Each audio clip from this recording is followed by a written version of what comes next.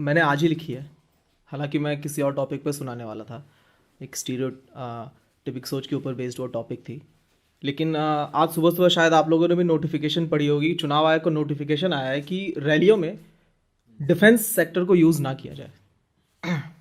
और अभी जो रिसेंट में जो भी वारदातें हुई हैं सीमा पर, या जो भी मसले हुए हैं पड़ोसी मुल्क और हमारे देश के बीच, तो उसी से इंस्पायर्ड ये पोएम है। तो ये एक शहीद के पिता की चिट्ठी है उस शहीद बेटे के नाम, जो कि वो कई सालों बाद लिख रहे हैं अपने बेटे के लिए। और वो ऐसा क्यों कर रहे हैं वो आपको इस पोएम के बीच में पता चलेगा। लेकिन वो किसी से कुछ शिकायत नहीं कर रहे हैं। इकलौता बेटा जिसे उन्होंने देश के लिए भेजा था वो शहीद हो गया। अब उस घर में सिर्फ 3 फैमिली मेम्बर बचे हैं, पिता, उसकी माँ, शहीद की माँ, और उसकी बहन। तो उसके जाने के बाद क्या वो फीलिंग्स है और पिता उससे क्या शेयर करना चाहते थे जो कि नहीं कर पाए, या वो उसको इस चिट्ठी के थ्रू बता रहे हैं कि तुम्हारे जाने के बाद इस घर में क्या क्या हुआ है since the news of his death arrived at his home. तो शुरू करते हैं। उस दिन दरवाजे पर दस्तक हुई, मैं चुनावी भाषण सुन रहा था तो तेरी माँ ही दरवाजा खोलने गई।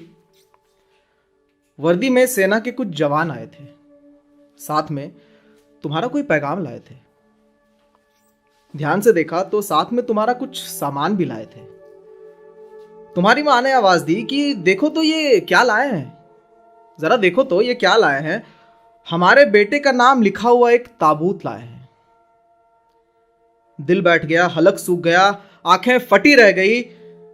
मां ने तुम्हारे जिस्म के मांस के लोथड़े को देखकर कहा कि यूनिट वाले हमारे बेटे का सर भुलाए हैं। इस बात को 5 साल हो गए। मोतियाबिंद से सनी मेरी ये बूढ़ी आंखें जाने कितने बार रोई हैं। नींद की गोलियां खाने लगी है तुम्हारी मां, पर मुझे याद नहीं कि आखिरी बार वो कब सोई हैं।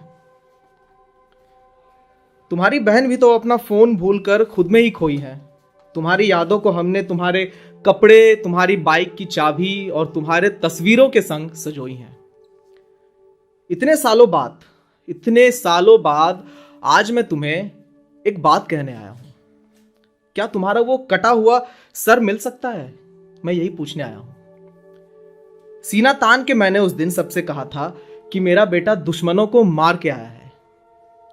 किसी ने दबी आवाज में कहा, क्या बहादुरी का सबूत लाया है?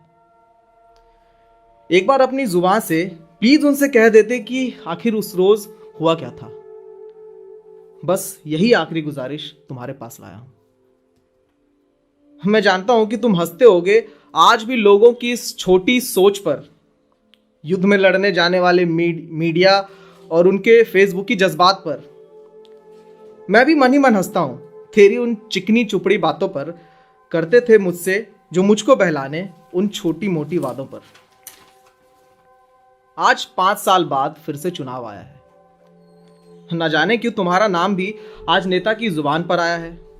एक ने कहा कि 20-22 सीटें ज्यादा देना, हमारा वीर सिपाही दुश्मनों को मार कर आया है। किसी ने पूछा, क्या वीरता का सबूत लाया है? Thank you.